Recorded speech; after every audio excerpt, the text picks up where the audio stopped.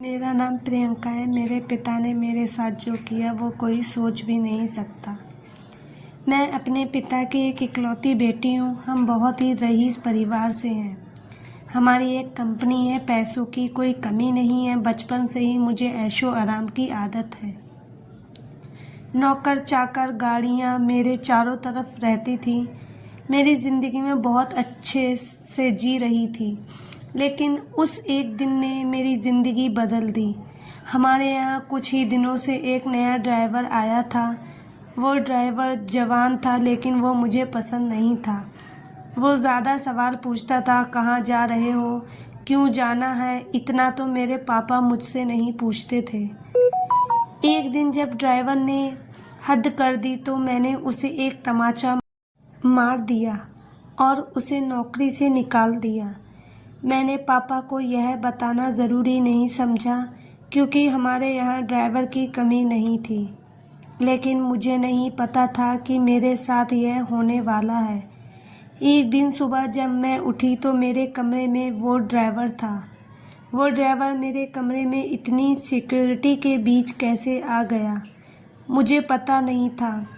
शायद मैंने उसे मारा था, इस बात का बदला उसे लेना था।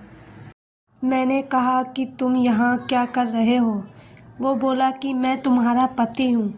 कल रात को तुम्हारे पिता ने मेरी शादी तुमसे करवा दी है।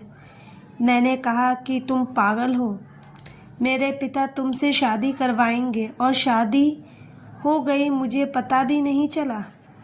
फिर उसने कहा कि मुझे पता था कि तुम यह बात नहीं मानोगी, इसीलिए मैं तुम्हें तस्वीरें दिखाता हूँ। उसने अपने मोबाइल में हमारी शादी की तस्वीरें दिखाई। वो सच बोल रहा था। मैं उसके साथ मंडप पर बैठी थी।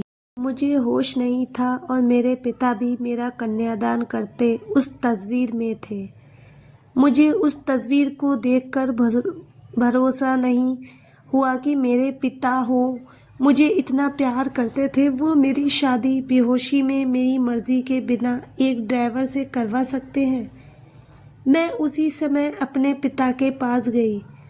पापा को कहा कि पापा, यह सब क्या है? यह कोई नाटक है। यह ड्राइवर के साथ आपने मेरी शादी करवा दी, वो भी मुझे बेहोश करके। आप ऐसा कैसा कर सकते हैं? पापा ने कहा कि वो मजबूर है। मैंने कहा, मजबूर? हम मजबूर हैं। इतने बड़े होने के बाद भी इसकी क्या औकात है? हम इसके आगे कैसे मजबूर हो सकते हैं? वो बोला कि जवान, संभाल कर बात करो। अब मैं तुम्हारा पति हूँ। मैंने बोला, अब मैं इस शादी को नहीं मानती। यह कैसी शादी? यह मेरी मर्जी के खिलाफ है। वो बोला कि मर्जी तुम्हारे बाप की थी, जो इस तस्वीर में साफ दिखाई दे रहा है। वो बोला, चलो अब मेरे साथ। मैंने कहा, चलो कहाँ? यह मेरा घर है। वो बोला, नहीं, तुम मेरी पत्नी हो और मैं अब तुम मेरे साथ रहोगी। अगर नहीं मानी तो यह तस्वीर मीडिया में जाएगी। मेरे पिता चुपचाप खड़े होकर यह तमाशा देख रहे थे। उसने मेरा हाथ जोर से पकड़ा और खींचकर ले जाने लगा। इतनी सारी सिक्योरिटी, लेकिन कोई उसे नहीं रोक रहा था। मेरे पिता भी जैसे भूत बन गए थे। पर क्यों? मैं रो रही थी और वो मेरा हाथ खींचकर मुझे ले जा रहा। मुझे नहीं पता था कि उनकी क्या मजबूरी थी। पर इन सब के बीच मेरी ज़िंदगी के साथ बहुत बड़ा मजाक हो रहा था। वो मुझे अपने घर में ले गया। घर नहीं, पिंजरा था। एक छोटा सा कमरा। बाथरूम के लिए भी कमरे के बाहर जाना पड़ता था।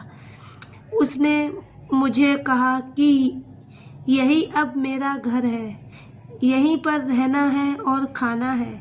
पास में भी बहुत सारे कमरे थे, उनमें भी लोग रहते थे। मैं ऐसी जगह आ जाऊंगी मुझे पता नहीं था। उसने कमरे में खाने का सामान रखा और कहा कि भूख लगी है, खाना बनाओ। एक थप्पड़ का बदला वो इस तरह लेगा मुझे पता नहीं। मैंने कहा मुझे खाना नहीं आता। वो बोला ठीक है मैं कहीं खा लूँगा, तुम फिर भूखी रहो। वो इतना कहकर चला गया। मैंने सोचा था कि मैं भाग जाऊं, लेकिन फिर सोचा कहाँ जाऊंगी, मेरा घर जा नहीं सकती। मैं वहीं रोती रही। भूखी शाम हो गई थी। मुझे भूख लग रही थी। ऐसी भूख मैंने अपनी ज़िंदगी में कभी महसूस नहीं की थी। मेरे कमरे की चौखट पर बैठ गई, रो रही थी। पास के कमरे से एक औरत ने मुझे रोते देखा और कहा क्या हुआ। मैंने कहा भूख लगी है। वो बोली इतनी सी बात। उसने अपने कमरे से एक रोटी और थोड़ी दाल मुझे दी। उसे मैंने खाया। मैंने हर तरह के पकवान खाए, लेकिन वो रोटी और दाल खाकर मुझे जो अनुभव हुआ, लगा जैसे मैंने भगवान को पा लिया हो। रात हो गई थी। मैं वो वापस आया। आते ही उसने कमरे का दरवाज़ा लगा लिया। मुझे डर था कि वो कहीं मेरे साथ ज़बरदस्ती ना करे, लेकिन वो चुपचाप एक कोने में सो गया।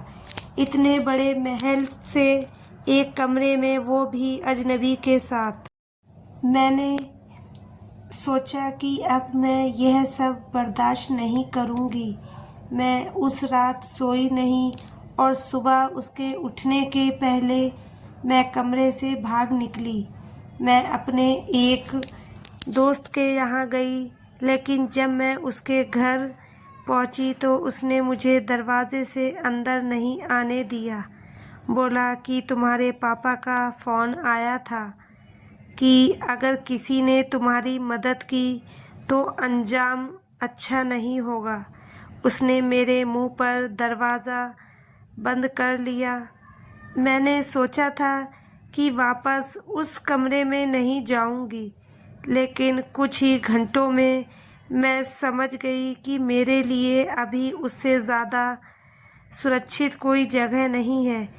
इसीलिए मैं वापस वहीं लौट आई। मुझे वापस देखकर वो बोला क्यों आ गई, तुम्हें मुझसे कोई बचा नहीं सकता। मैंने अपने आप को इतना मजबूर पहले कभी महसूस नहीं किया। मैं इसी तरह से वहाँ अपना जीवन काट रही थी। मुझे वहाँ रहते अब 10 दिन हो गए थे। खाना मैं बना नहीं पाती थी, जैसा भी बनता मैं खाती थी। फिर एक दिन मैं चक्कर खाकर गिर गई और जब मुझे होश आया तो मैं अपने पिता के घर थी। सामने मेरे पापा थे। उन्हें देखकर ही मुझे गुस्सा आ गया। मैंने कहा आप मुझे यहाँ क्यों ले आए, मुझे वहीं मरने क्यों नहीं दिया उस कमरे में। वो ड्राइवर भी था। पापा बोले बेटा मैं तुझे कितना समझाया लेकिन तू नहीं मानी, तो आखिरकार मुझे यह तरीका अपनाना पड़ा। तुम जिस माहौल में रहकर 10 दिन में परेशान हो गई हो, उस जगह से उठकर मैंने यह सब बनाया है। तुम्हें यह सब ऐसे ही मिल गया तो तुम्हें इसकी कोई कद्र नहीं रह गई। तुम शराब के नशे में रहती हो। हमारे घर जो काम करते हैं तुम उन्हें इंसान ही नहीं समझती हो। कितने लोगों को तुमने मुझसे छिपाकर नौकरी से निकाला। तुम्हें पता है नौकरी क्या होती है, कैसे परिवार चलता है। शायद तुम इन 10 दिन में कुछ सीख पाई होगी। यह ड्राइवर नहीं, अरुण है, मेरे दोस्त और बिजनेसमैन रमन का लड़का। यह तुमसे शादी करना चाहता था। मैंने ही इसे कहा था कि तुम पहले उसे जान लो। तुम्हें उसने फॉलो किया तो वो समझ गया कि तुम गलत रास्ते पर हो। इसीलिए हम दोनों ने मिलकर यह नाटक किया ताकि तुम्हारी आंखें खुल सकें। जिस रात तुम्हारी शादी करवाई थी उस रात भी तुम नशे में घर आई थी। पैसे और ज़िंदगी की कद्र करो, सबके नसीब में यह नहीं होता है। यह सब मेरे लिए था, मुझे सिखाने के लिए, और सच में इन सब से मेरी आंखें खुल गईं। मैं एक नई इंसान ही बन गई। अरुण ने भी मुझे मेरा फ़ायदा उठाने की कोशिश नहीं की। मुझे पता चला था कि वो मुझसे कितना प्यार करता है। पिता की यह सीख मुझे एक नया इंसान बना गई। तो दोस्तों, इस कहानी को लेकर आपकी क्या राय है, कमेंट बॉक्स में ज़रूर बताएं। और अगर आपको हमारी आज की कहानी अच्छी लगी हो तो प्लीज़ लाइक ज़रूर करें। अगर आपने अभी तक हमारे चैनल को सब्सक्राइब नहीं किया है तो ज़रूर कर लीजिए। मिलते हैं ऐसी ही एक और मोटिवेशनल कहानी के साथ। थैंक